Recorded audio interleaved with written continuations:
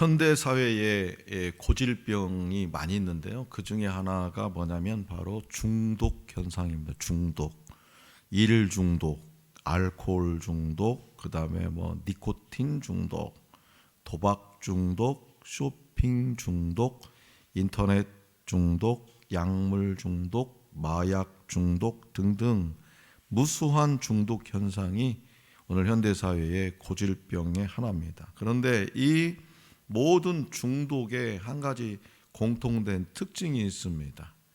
뭐냐? 그것은 바로 한 번 빠지면 결코 스스로 이 덫에서 벗어날 수 없다는 거죠. 마치 숙명처럼 이 중독 안에서 허우적거리는 그런 인생이 되고 맙니다. 그리스 신화에 나오는 이야기예요. 시지푸스는 도둑의 신 헤르메스가 소를 도둑한 이 도둑질한 사실을 알고 신중의 신인 제우스에게 고발하죠. 그 사실을 알게 된 헤르메스는 시지푸스를 미워하게 되죠. 자기를 고발했으니까. 그리스 로마 신화에 나타나는 신들은 서로 사랑도 하고 미워도 하고 결혼도 하고 때때로는 바람도 핍니다. 그러니까 인간이 하는 일들을 다 하는 신들이었어요. 시지푸스는 여러 신들의 그런 비행을 폭로하다가 신중의 신 제우스의 비행까지 폭로하게 되면서 결국에는 신들의 도움, 그 미움을 받아서 형벌을 받게 되죠.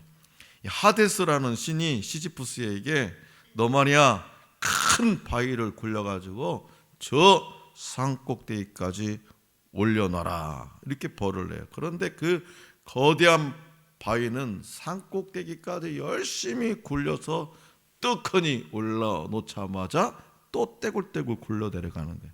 그러면 또 시지푸스는 밑에까지 내려가서 또다시 그 바위를 정상까지 올려놔. 그러면 또 굴러 떨어지는 거예요. 그래서 그때부터 오늘날까지 이르기까지 시지푸스는 계속 그 바위를 굴리고 있다고 합니다. 예수님을 믿어도요, 시지푸스처럼 쉽게 그 범죄의 행각을 벗어나지 못하는 예가 있죠. 여러분, 조세형이라는 사람 기억나십니까? 조세형. 그는 평생 부잣집 담장을 넘어서 도둑질하는 삶을 살다가 더 이상 인생을 이렇게 살아서는 안 되겠다고 결심하고 회개하고 예수님을 만났어요. 그러던 그가 국내에서 갑자기 사라집니다. 다시 그의 소식을 듣게 된 것은 뭐냐? 뉴스를 통해서죠. 그가 일본으로 가서 그곳에서 절도범으로 잡혔다는 겁니다. 그는 예수님을 믿는다고 유명해진 뒤라 한국에서는 도둑질을 할 수 없었던 거죠. 이렇게 인간의 범죄는 무섭습니다. 오늘 우리에게 주신 본문 말씀에서도 사사시대에 이처럼 반복적으로 죄를 짓는 이스라엘 백성을 보게 됩니다. 그런데 이들이 죄를 짓는 모습을 잘 살펴보면 네 가지 패턴이 계속 반복된다는 것을 알 수 있습니다. 그 첫 번째 패턴은 뭐냐? 먼저 이스라엘 백성이 하나님을 떠납니다. 사사시대 이스라엘 백성이 하나님을 부인하며 우상을 숭배했습니다. 가나안 백성이 섬기던 신들을 마치 자신들의 신처럼 여겼죠. 자, 그렇다면 왜 이스라엘 백성이처럼 신속하게 여호와 하나님을 떠났을까? 40년 광야 생활 동안 유목민으로 지내왔던 이스라엘 백성들에게 만나와 메추라기를 내려주시면서 보살펴 주신 신은 하나님이셨습니다. 그러나 새로운 땅 가나안은 농사를 지을 수 있는 땅이었습니다. 가나안 땅에서는 날마다 비와 이슬을 내리며 농사를 풍요롭게 하는 신은 바알이었습니다. 그래서 이스라엘 백성은 여기저기 떠돌아다니는 거 너무 힘드니까 이 가나안 땅에서 농사를 잘 짓기 위해서 바알을 섬겨야 한다고 생각했던 거죠. 또한 아세라 신은 사랑과 전쟁의 신입니다. 가나안 땅에 정착하면서 자녀들을 많이 낳아서 이방 민족과의 전쟁에서 승리하려면 이 사랑과 전쟁의 신 아세라를 섬겨야 한다고 생각한 겁니다. 그러나 하나님은 어떤 것으로도 하나님의 형상을 만들지 말라고 명하셨습니다. 이스라엘 백성이 가나안에 들어가니까 정말 멋있는 신들이 많았던 반면에 하나님은 이 눈에 보이지 않는 신이었어요. 바알상, 아세라상, 아스다롯상에 절하면서 하나님께 예배하며 나아가는 기쁨을 잊어버렸던 거죠. 눈에 보이는 거짓된 동상들에 현혹되어서 신속하게 하나님을 떠나서 범죄하며 타락의 길을 걸어갔습니다. 우리가 여호와 하나님을 섬긴다는 것은 뭐냐? 나 외에 다른 신을 두지 말라는 말씀에 순종하는 거예요.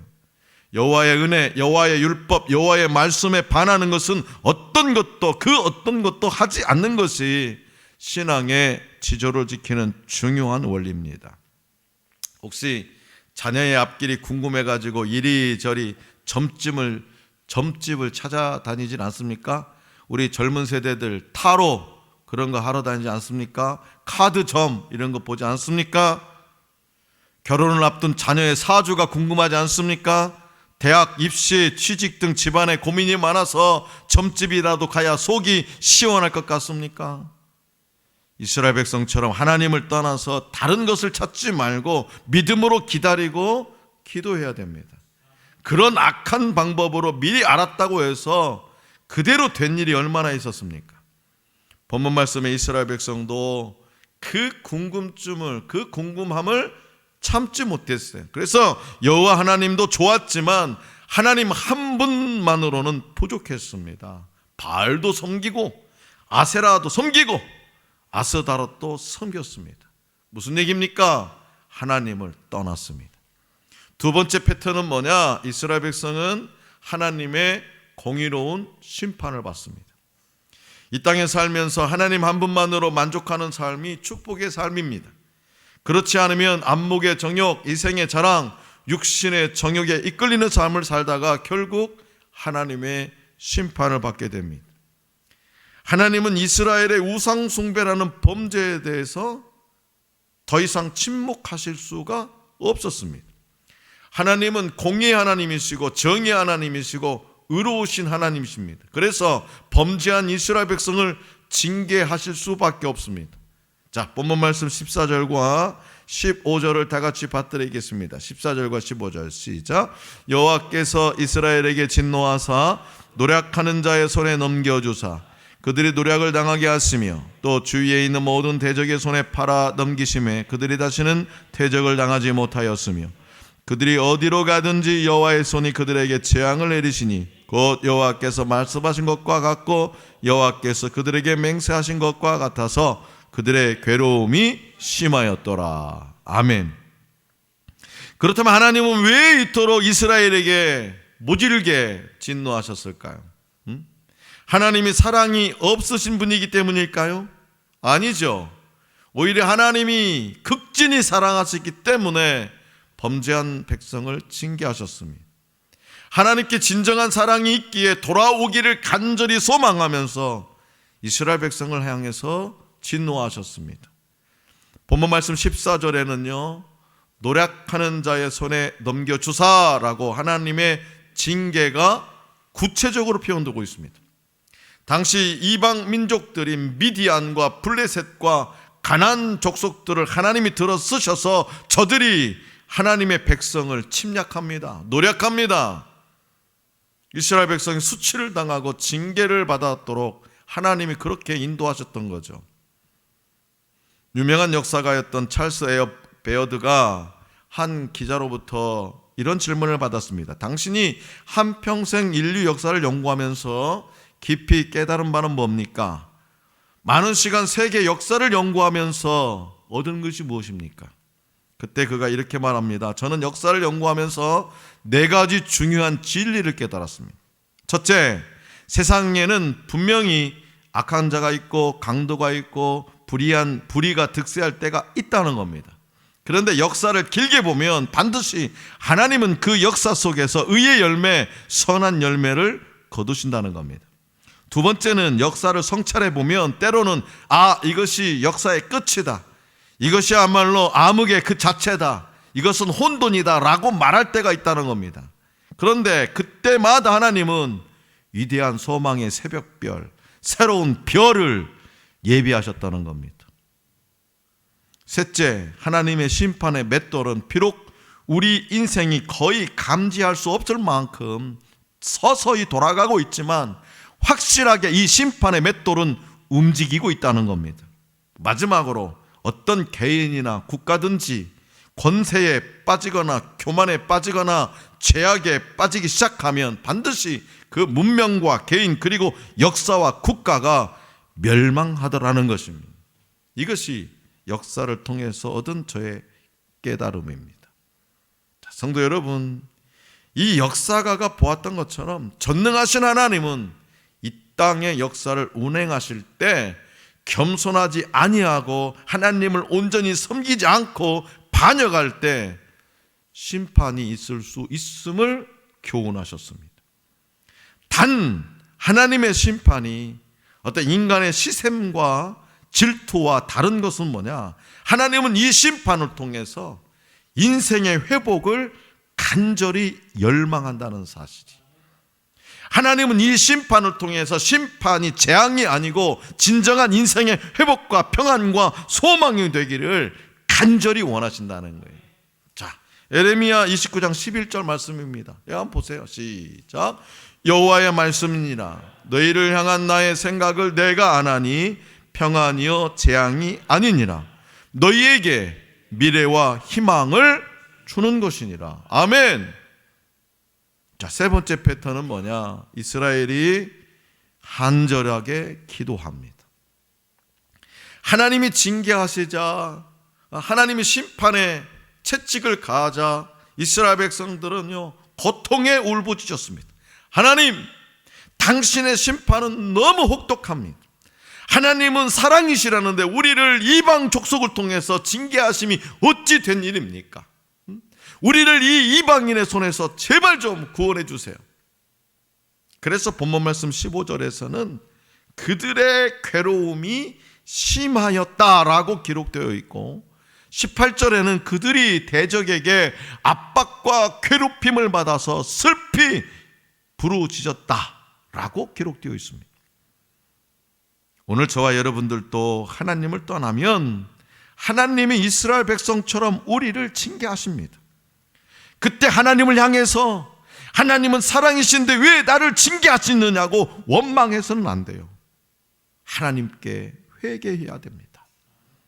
뼈저리게 하나님 앞에서 회개하고 뼈저리게 하나님의 은혜를 가슴에 새기고 뼈저리게 죄에서 떠나기로 작정하지 않는 한 우리 인생의 약점과 죄악은 동일하게 반복되는 겁니다. 그래서 우리의 삶이 하나님의 부르심 앞에 하나님의 말씀 앞에 순종하지 않으면 하나님이 우리의 인생 가운데 채찍을 들어서 사용하십니다. 그때 하나님 앞에 나가서 우리는 간절히 회개하고 부르짖어야 돼요. 그러나 이때조차도 두 가지 종류로 나누어지는 걸 볼 수 있어요. 첫째는요, 한숨파예요. 한숨파. 의욕 상실에 빠진 거죠. 우울증에 빠진 거예요. 한숨만 푹푹 쉬면서 절망하는 모습을 보게 됩니다. 그렇다고 해서 아침에 일어나면 문제가 해결되어 있습니까? 전혀 아니죠. 두 번째는 뭐냐? 기도파입니다. 주님, 제가 지금까지 너무 허랑방탕했습니다. 주님, 제발 한 번만 살려주세요. 죽기 살기로 하나님께 매달릴 때 하나님이 그 인생을 돌이키시고 기도를 들어주시며 살 길을 열어주십니다. 시편 18편 6절입니다. 한번 보겠습니다. 다 같이 받들겠습니다. 시편 시작. 내가 환난 중에서 여호와께 아뢰며 나의 하나님께 부르짖었더니 그가 그의 성전에서 내 소리를 들으시며 그의 앞에서 나의 부르짖음이 그의 귀에 들려도다. 아멘. 환난 중에 하나님께 나아가서 간절히 부르짖었다는 거예요. 그러니까 하나님께서 내 기도를 들으셨다는 거예요. 자, 시편 40편 1절이에요. 시작. 내가 여호와를 기다렸더니 귀를 기울이사 나의 부르짖음을 들으셨도다. 아멘. 여기만 있습니까? 145편 19절입니다. 시작. 그는 자기를 경외하는 자들의 소원을 이루시며 또 그들의 부르짖음을 들으사 구원하시리로다. 아멘. 이 말씀들은요, 공통점이 있습니다. 어떤 공통점이냐? 고난당할 때, 인생의 채찍으로 아파할 때, 말할 수 없는 고통으로 눈물을 흘릴 때, 그때 전능하신 하나님 앞에 간절히 나아가서 죄를 고하고 부르짖는 회개의 기도를 드렸다는 거예요. 이것이 바로 세 번째 패턴입니다. 네 번째 패턴은요, 이스라엘 백성에게 사사를 보내주십니다. 어느 날 예수님 앞에 10명의 문둥병자가 나타났어요. 그들은 다윗의 자손이여, 우리의 영혼을 불쌍히 여겨 주옵소서. 우리가 낫기를 원합니다. 다윗의 자손이여, 제발 우리를 불쌍히 여겨 주세요. 문둥병자는 예나 지금이나 보기 흉한 외모를 하고 있습니다. 더군다나 이스라엘 백성은 문둥병이 하늘로부터 천벌을 받은 것이라고 여겼어요. 저주받은 것이라고 여겼어요. 그래서 예수님 가까이에 있는 제자들이 예수님께로 문둥병자가 접근하지 못하도록 밀쳐내고 있었습니다. 그때 예수님이 저들을 부르십니다. 그리고 간절히 외치는 그들의 음성에 귀를 기울이셔서 깨끗이 낫게 하셨습니다. 이처럼 예수님께는요, 우리가 부르짖으며 간절히 기도할 때 우리의 모든 질병과 아픔을 치유하실 수 있는 권세가 있습니다. 여러분, 왜 기도하십니까? 여러분, 왜 누구를 위해서 중보 기도를 합니까? 왜 자녀를 위해서, 가족들을 위해서, 왜 하나님의 나라와 교회를 위해서, 믿지 않는 영혼들을 위해서 기도합니까? 기도에는 반드시 권세가 있기 때문이죠. 기도가 능력입니다. 부르짖을 때 주께서 들으시며 부르짖을 때 주께서 역사의 축을 바꿔주십니다. 이스라엘 백성이 부르짖었을 때에 하나님이 어떻게 응답하셨습니까? 자, 본문 말씀 16절을 다 같이 받들어 읽겠습니다. 16절 시작. 여호와께서 사사들을 세우사 노략자의 손에서 그들을 구원하게 하셨으나. 아멘. 여기서 하나님은 이스라엘 백성의 간절한 기도를 들으시고 권능의 종, 능력의 사자인 사사들을 세우셔서 모든 이방인들을 물리치시고 이스라엘 백성을 구원하시는 그런 놀라운 역사를 이루어 주신 것을 말씀하고 있습니다. 사사시대에 이스라엘 백성들의 상태를 보여주는 네 가지 패턴을 정리해보면 이스라엘 백성이 범죄합니다. 하나님을 떠납니다. 그리고 나서 하나님의 심판이 있습니다. 그러면 그 심판에 대해서 백성들이 간절하게 탄원의 기도를 올립니다. 그러면 또 하나님께서 사사를 보내주셔서 저들을 살려내십니다. 그런데 문제는 하나님을 떠나고 심판받고 또 간절히 부르셔서 회개 기도하고 그러면 또 하나님이 사사를 보내주셔서 구원해 주세요. 그런데 문제는 뭐냐? 그 다음이에요. 그 다음. 본문 말씀 17절 이하의 말씀대로 이스라엘 백성들이 여호와 하나님의 이 놀라운 구원과 축복을 맛보고 난 후 당대의 사사가 죽고 나면 다시 옛 생활로 돌아간다는 거예요. 언제 그러냐는 뜻이 또 하나님을 떠납니다. 바알을 섬깁니다. 아세라를 섬깁니다. 우상을 섬깁니다. 그러면 또 하나님이 그 사랑으로 다시 돌아오기를 원하셔서 심판의 채찍을, 그러면 아프니까 하나님 앞에 또 나와서 하나님 한 번만 살려주세요. 그러면 또 하나님이 사사를 또 보내셔요. 그것도 사사가 죽고 나면 다시 또 옛 생활로 돌아간다는 거예요. 무려 250년 동안 사사시대의 이 범죄의 패턴을 반복하는 비극을 우리는 이 사사기를 통해서 보게 됩니다.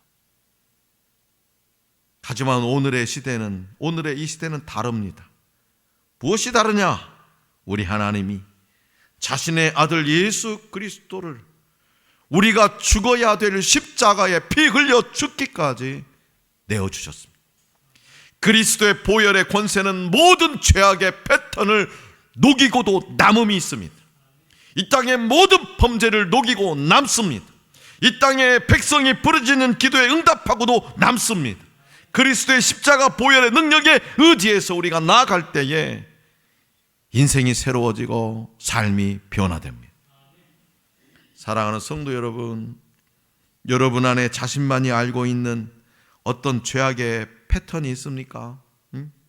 중독의 아픔이 있습니까?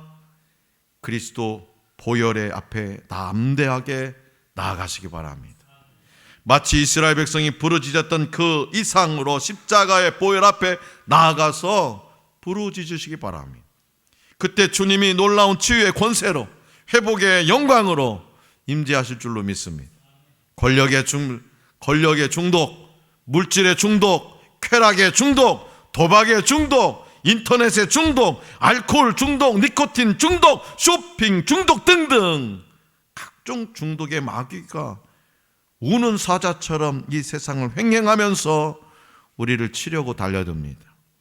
바로 그때 그리스도의 위대한 십자가의 보혈로 이 모든 악한 사슬을 녹여달라고 성령 하나님께 간절히 기도하시기 바랍니다. 예수 그리스도는요, 완전하신 사사고요, 진정한 사사입니다. 그러므로 이스라엘처럼 하나님을 섬긴다고 말하지만 끊임없이 죄에 넘어지고 죄를 즐기며 죄를 따라 살아가는 자들이 바로 나라는 사실을 잊지 마시기 바랍니다. 완전한 사사 예수 그리스도 십자가 보혈에 의지해서 이 죄악의 네 가지 패턴 완전히 끊어내고 하나님의 은혜, 하나님의 능력, 하나님의 권세를 체험하는 거룩하고 보배롭고 존귀한 하늘 소망의 성도들이 될 수 있기를 간절히 기원합니다.